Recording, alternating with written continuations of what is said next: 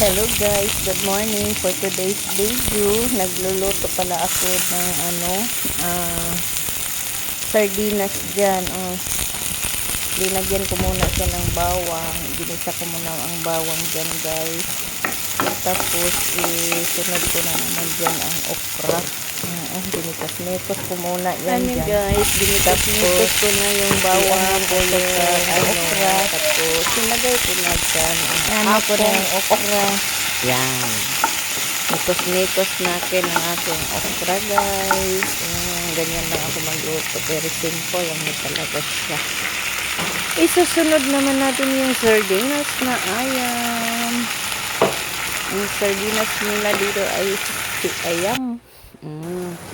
Tapos guys, imikos-mikos natin. Lagyan natin ng tubig dyan para makulo-kulo yan dyan ng okra. Ilagay ko na naman yung spinach.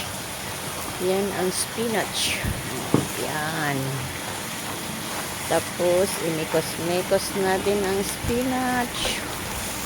Diba? Imikos-mikos. Mikos-mikos guys. Ang spinach guys. Para masarap ang atong luto nga ginisa nga okra with spinach. Yan guys, subukan ba ninyo guys na maganyan magisa ng sardinas tapos lagyan ng okra at saka spinach. Masarap na to siya guys, makaubos na tong kanin.